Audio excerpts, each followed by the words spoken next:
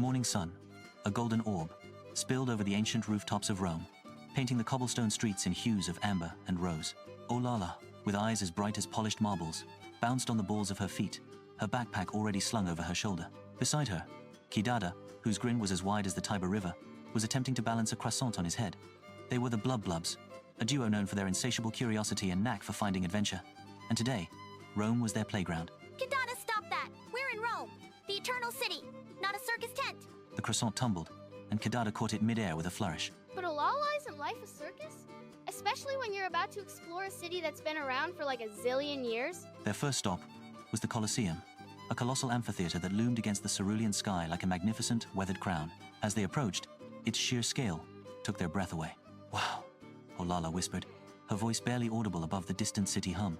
It's enormous. Kidada, for once, was speechless, his eyes wide with wonder. Imagine thousands of people all cheering. It's like the biggest sports stadium ever, but older. Their guide, man named Signor Marco with a booming laugh and a twinkle in his eye, met them at the entrance. Welcome, young explorers, to the Flavian Amphitheater, better known as the Colosseum. Built between 70 and 80 AD by Emperors Vespasian and Titus, this marvel of engineering could hold up to 80,000 spectators. Can you believe it? Olala's eyes sparkled. 80,000? That's more people than live in our whole town. I bet they had the best snack bars back then. Imagine a gladiator trying to fight after eating a giant Roman hot dog. Perhaps not hot dogs, young man, but they certainly had vendors selling food and drink. And the gladiators? Well, they were the superstars of their time, fighting wild animals and each other for entertainment. It was a brutal, yet incredibly popular spectacle.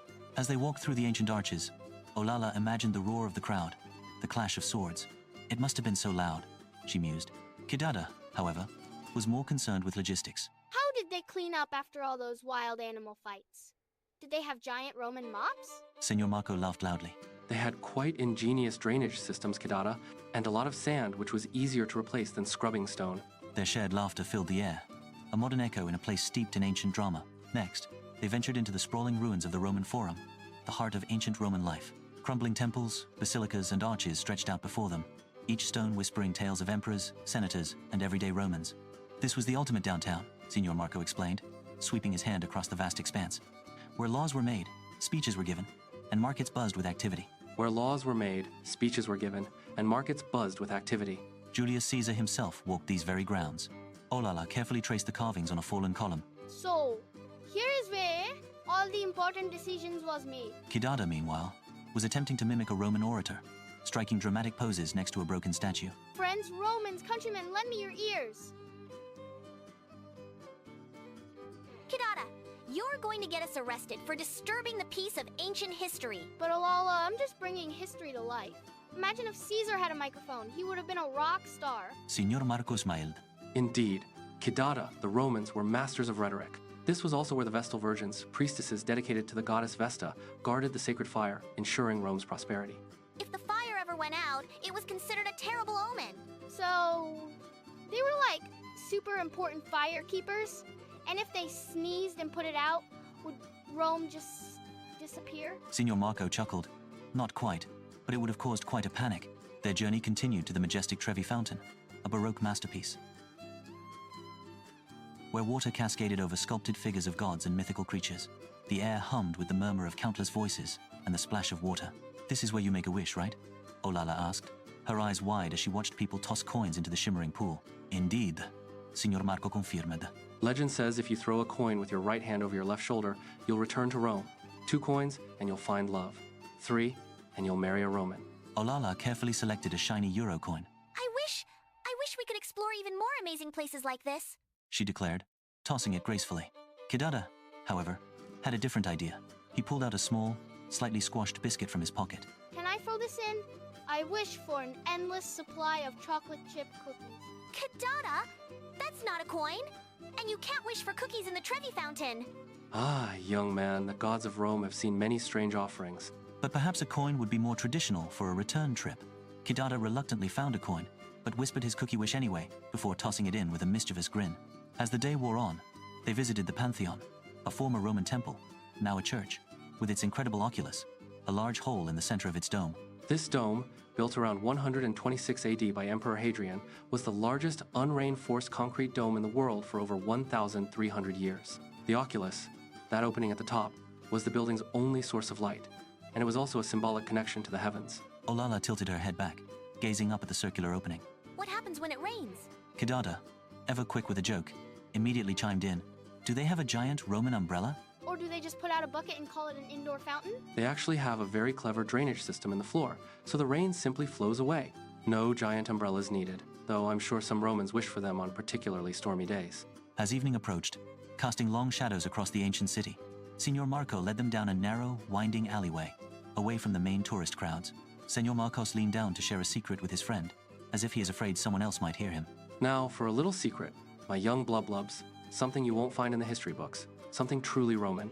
You see, ancient Romans, for all their grandeur and engineering prowess, had a very peculiar relationship with public speaking. Olala and Kidada exchanged curious glances. Peculiar how? Olala prompted. Signor Marco lowered his voice further, as if sharing the deepest state secret. Well, imagine a senator giving a very important speech in the forum, perhaps about taxes or gladiatorial games. The speech might go on for hours under the hot Roman sun. And sometimes, these esteemed senators would, well, they would get a bit sleepy. Or perhaps, they'd simply run out of interesting things to say. Like when my teacher talks about math for too long? Precisely, Signor Marco exclaimed, snapping his fingers. But a Roman senator couldn't just yawn or check his sundial. That would be terribly impolite. So, they developed a secret code, a subtle art of the distraction fan. He pulled out a small, ornate fan from his pocket. Not unlike a lady's fan, but smaller and more robust. These, my friends, were not just for cooling down. Oh no, when a senator was bored, or wanted to subtly signal to a colleague that the speech was dragging, he would fan himself with a very specific, exaggerated motion. A slow, deliberate fan meant, this is dreadfully dull. A quick, agitated fan meant, someone needs to wrap this up. I'm hungry. And the most hilarious of all, he winked. A fan held perfectly still, but with the eyes darting around wildly meant, I have absolutely no idea what he's talking about, but I'm pretending to listen. Kidada burst out laughing, almost doubling over. So, they were basically sending secret text messages with fans. Olala giggled, imagining stern-faced senators fanning themselves frantically. That's amazing. I bet they had so much fun with that. Signor Marco nodded, a wide smile on his face. Indeed. It was a silent, humorous rebellion against boredom, a little human quirk in the grand tapestry of Roman history. It reminds us that even the most powerful people in the most ancient cities were, at heart, just like us, trying to make it through a long day with a bit of humor. As the sun dipped below the horizon, painting the sky in fiery oranges and purples, Olala and Kidada looked back at the illuminated Colosseum, then at the distant dome of the Pantheon. They had seen the grandeur, learned the facts, and shared many laughs. But it was Signor Marco's little secret, the story of the distraction fan, that truly made them feel connected to the ancient Romans, not just as historical figures, but as real people, with their owl. You know, Kidada, Rome isn't just old buildings and history. It's like a giant storybook, and every page has a surprise, even a funny one. Kidada, still chuckling about the fanning senators, nodded. Yeah, and I bet if we had a time machine, I'd go back and try to teach a gladiator how to juggle. That would really spice up the Colosseum. They walked on, their hearts full of Roman magic, knowing they'd carry the city's grand tales and its hilarious little secrets with them, always.